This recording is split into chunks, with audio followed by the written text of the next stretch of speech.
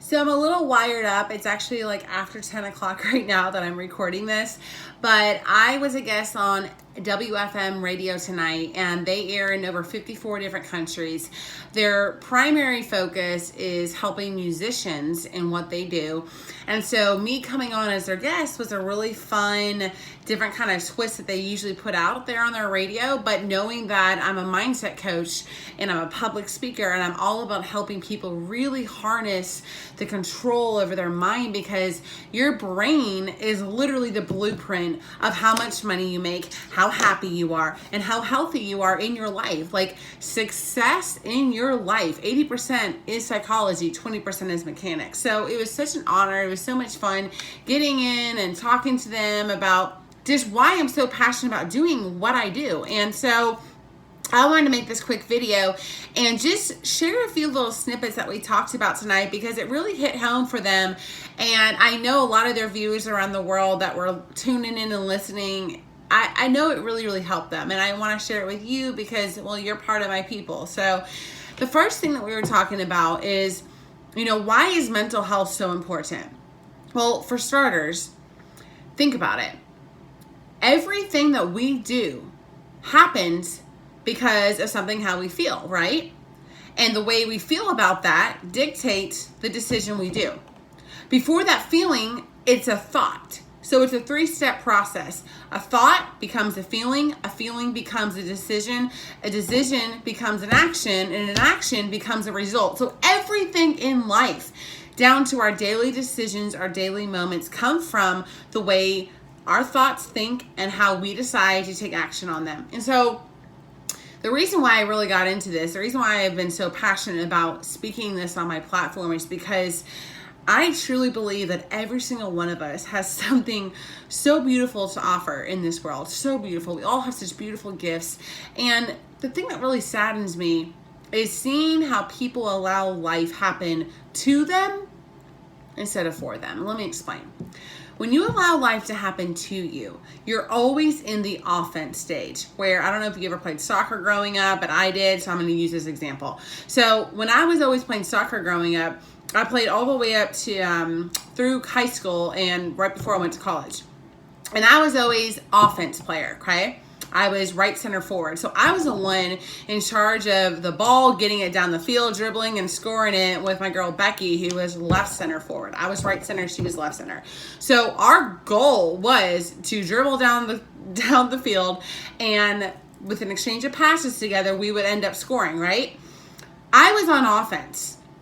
Now, offense in life is when you are the one in control of the ball. You're in control of where you're going. The people that I would come across before I scored were people that were what we call defense mode. They were defending their goal. They were defending me from coming in and swooping in and scoring.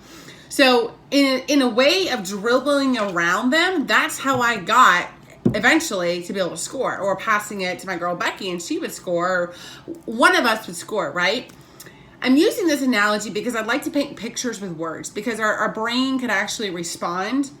And it actually makes more sense to us when we use analogies with pictures for words. So I want you to imagine in life where you are right now, okay? If you are playing in offense mode, it means that you know where you're going. You know the direction you're taking. You got the ball, which is your goal, in your hand. Well, in soccer, you can't do hands, so kicking with our feet. You have the goal, the ball in charge. You are in charge of your ball. And the way you get to that goal is dribbling around these people that are in offense. Now, let's use these characters as challenges that we have to deal with in life, okay? If I come to my first opponent who's facing me to block me from going past them, the first defense player, let's say in life, my first issue, my first challenge, and I just stop in front of them and give them the ball and let them take it, I'm defeating myself. I'm allowing myself to stop and lose and fail and allow this person to now be in control of where I'm going, which is me clearly not having the ball, which now that person's in control of where I'm going. So do you see how so much of the time in life we allow things that happen to us dictate our decisions, and we wake up one day and we're like, how did I get here? Because all these little things that we have had to face, we allow it to take control over us. Like me allowing each defense player to take control of the ball and go down the field the other way. We have to start taking control of our life. And that means the daily little things, the little things that we make decisions on in the moment. Because that is how you get the results for the big things in life. It's the same thing as if you go to the gym, right? You go to the gym, you work out, you start eating healthier, you're more conscious about the way you feel, and you know you're feeling better. And in the next few weeks or so, you start seeing progress. You start feeling better. You start sleeping better. You start having more focus, more energy. And guess what? One day you wake up and you're like, oh my gosh, I look good naked. I feel good about myself. I'm feeling more energetic, more focused. Why? Because you were intentional about feeling that way. You were intentional about going to the gym. You were intentional about eating healthy. You were intentional about feeding your mind every day, because actually the way you think actually does affect the way you feel, because cortisol levels will rise up in your body if you are stressed, and cortisol levels are going to make belly fat. So isn't that crazy how literally our brain is all connected to the way we end up being in life? So the reason I'm sharing this with you is because tonight when I was on this radio show, it was so crazy to me how I was seeing so many common patterns with a lot of these people in my life that I deal with. They share with me how they have all these goals. They share with me how they want to do all these things. And they're like, wow, I'm so excited. But then they just sit there and they don't do anything. They just sit, and then they wonder why they're not getting the goals they want. They're wondering why they're not making the money they want to make. They're wondering why they still can't fit in those jeans. They're wondering why they can't be in a relationship. They're wondering why they keep making the same decisions over and over. It's because they're not being intentional about switching their method and getting a different approach. If you keep doing the same things, you're always going to get what you've always got. And unless you are intentional about doing the things every single day, feeding your mind, reading books, listening to audio, surrounding yourself with people that are going to lift you up, that are also intentional about growing their selves and their minds, and then taking care of your body. You have to take care of your body. If you don't take care of your body, you're going to have low energy. You're not going to be able to focus. You're going to have fuzzy brain. You're not going to feel confident in your clothing. You're not going to feel confident naked. You're not going to feel confident at all, because the way you look in the mirror affects you in a lot of ways.